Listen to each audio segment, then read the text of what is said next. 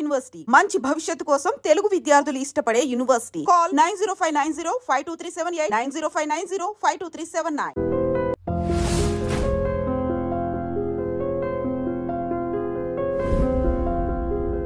గతంలో మీరు టీడీపీ నుంచి టీఆర్ఎస్లోకి వెళ్ళినప్పుడు ఇంద్రుడు చంద్రుడు లాగా చూశారు మీరు కేసీఆర్ గారిని.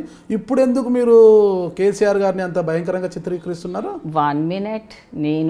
నేను ఏ పార్టీలో చేరినా నేనుగా వెళ్ళను, వాళ్ళు పిలిస్తేనే వెళ్తాను.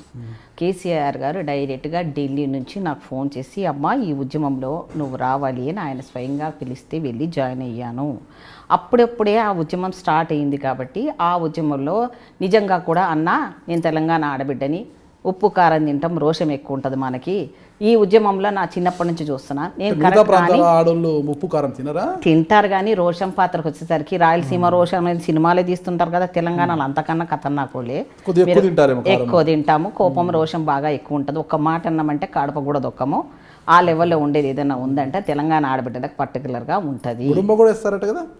ఆడ దాగరా, ఆడ చుట్టలు దాగరా, ఆడ కూడా తాగుతారు, చుట్టాలు తాగుతారు, ఆడ సిగాలు ఊగుతారు, ఆడ అంకాలమ్మలు అంటారు, ఇక్కడ పోలేరమ్మలు అన్నట్టు ఇక్కడ మంకాలమ్మలు అంటారు, ఇక్కడ సాగులకు దందానాలు డాన్సులు చేస్తారు, తాగుతారు, ఆడ కూడా తాగుతారు.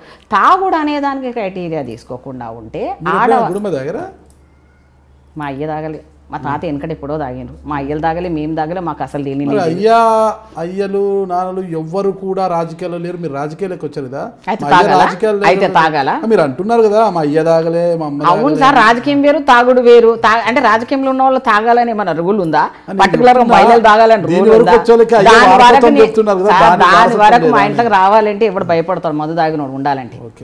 మా ఇంట్లో సిగరెట్ తాగడం అలవాట్లు లేవు, మందు తాగేట వాళ్ళు మా ఇంట్లోకి రారు, వచ్చినా ఎక్కువసేపు ఉండరు, వెళ్ళిపోవాల్సిందే. సొంత వాళ్ళు అయినా సరే అమ్మో మా బావ తాగడం మా ఇంట్లో మా అక్క వాళ్ళ ఇంట్లో ఉండదు అని కనుక దూరంగా ఉండాల్సిన వాళ్ళే తప్ప మేము పెద్దగా ఆ లెవెల్లో ఉండే క్యారెక్టర్స్ కాదు. అది ఈ పప్పు సావాలంటే మా తాత తాగాడు, మా బండి రామయ్య తాత తాగాడు, మా డాడీ వాళ్ళ డాడీ తాగాడు. మళ్ళీ మా వాళ్ళు ఎవరు తాగుతారు? అంత రోజులు లేవు, అది లేవు. నాకు టీఆర్ఎస్లో అసలు మహిళలకు ఆ రోజుల్లో ఎంట్రీనే సరిగ్గా లేదు. నేను వెళ్ళిన ఆ కాలంలో అంత పెద్దగా ఏం లేదు. అప్పుడప్పుడే కొద్దిగా చిన్న వాళ్ళు వస్తున్నారు. ఆ టాప్ లెవెల్లో ఉన్నదాన్ని నేను ఒక్కదానే ఉన్నాను. కానీ ఆయన ఎక్కడ ఏ రోజు కూడా పర్సనల్గా అమ్మాయి ఉద్యమంలో నువ్వు వచ్చి రా కూర్చొని నన్ను ఎప్పుడు ఆయన ఇన్వైట్ కూడా చేయలేదు. ఇకపోతే ఇబ్రహీంపట్నం గురించి తీసుకుంటే మీకు మొదటిసారిగా 1999లో అవకాశం వచ్చింది, వచ్చి రాగానే ఎమ్మెల్యే అయ్యారు, తర్వాత మంత్రి అయ్యారు. మహిళా విభాగము ఎస్సీ సామాజిక వర్గం రెండు ఈక్వేషన్లు కలిసి రావడంతో మీరు ఒక పాటుగా మంత్రి కూడా అయిపోయారు. సోషల్ వెల్ఫేర్ సాంఘిక సంక్షేమ శాఖ మంత్రిగా కూడా మీరు బాధ్యతలు చేపట్టారు. కానీ రాజకీయంగా పుష్పలీల గారి ఎదుగుదలకు మంచిరెడ్డి కిషన్ రెడ్డి గారు ఎక్కువగా దోహదపడ్డారు. 100%.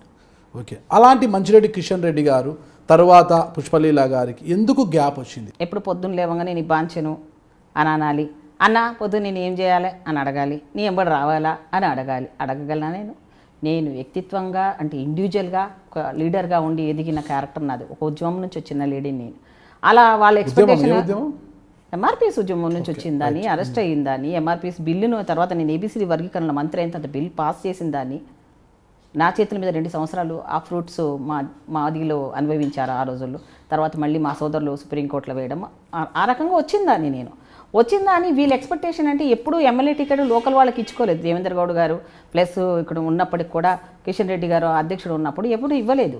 కానీ అప్పటికి వచ్చేసరికి బీజేపీతో అలయన్స్ ఉండడం వల్ల కార్యకర్తలు మొత్తం అంతా లేదు ఈసారి మనమే తీసుకోవాలని ప్రెజర్ పెట్టడం వల్ల అప్పుడు ఒక మహిళగా నాకు అవకాశం వచ్చినప్పుడు సరే నేను కొత్తగా వచ్చిందని వాళ్ళు ఏమనుకున్నారు, అమాయకురాలు కదా మనం ఏం చెప్తే అది కూర్చుంటుందని. అంతెందుకు వాళ్ళకి ఏంటంటే పొద్దున్నే లేసి వాళ్ళ ఇంటి దగ్గర ఉండాలి, మనం వాళ్ళ ఆలోచన పరంగానే పనులు చేయాలి తప్ప సొంత నిర్ణయాలు తీసుకోకూడదు. ఒక ఎమ్మెల్యేగా నా ఇంటి దగ్గర ఒక మనిషి రాకూడదు. కాబట్టి ఎవరైనా వచ్చారంటే వాడిని వాయించడం, వాడి మీద కేసులు బనాయించడం ఇప్పుడు కూడా చేస్తూనే ఉన్నాడు మంచిరెడ్డి కిషన్ రెడ్డి. ఈ మధ్య కాలంలో అట్రాసిటీ కేసును బుక్ చేశాను మనం ఆయన మీద ఉద్యమంలో.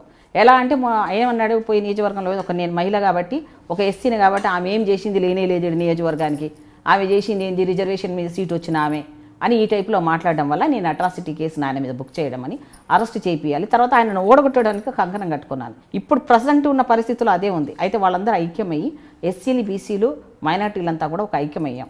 అయ్యి ఇబ్రాహీంపట్నంలో ఒక పెద్ద మీటింగ్ ఆర్గనైజ్ చేయడం జరిగింది. వాళ్ళందరూ ఒకటే శబ్దం, మంచిరెడ్డి కిషన్ రెడ్డిని ఓడగొడతామని మేమందరం ఇంటర్నల్గా కూడా ప్రతిజ్ఞ చేసుకున్నాం. ఆయన ఎంత డబ్బులన్నా ఉండనియండి, ఏమన్నా ఉండాలి, ఈసారి కనుక ఇబ్రాహీంపట్నంలో మంచిరెడ్డి కిషన్ రెడ్డి లాంటి వారిని కేసీఆర్ టికెట్ ఇచ్చాడు కాబట్టి ఇంకా గెలుస్తామనుకుంటున్నాగా, ఆ గెలిచే దాంట్లో ఫస్ట్ లిస్ట్లో ఉంటాడు ఈయన.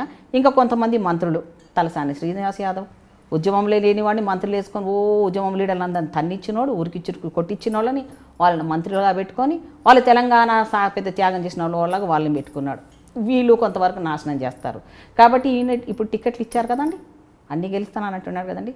అందులో సగం మంది కాదు కదా, 75% ఓడిపోతారు. సర్వే చేశారు మీరు? 100%.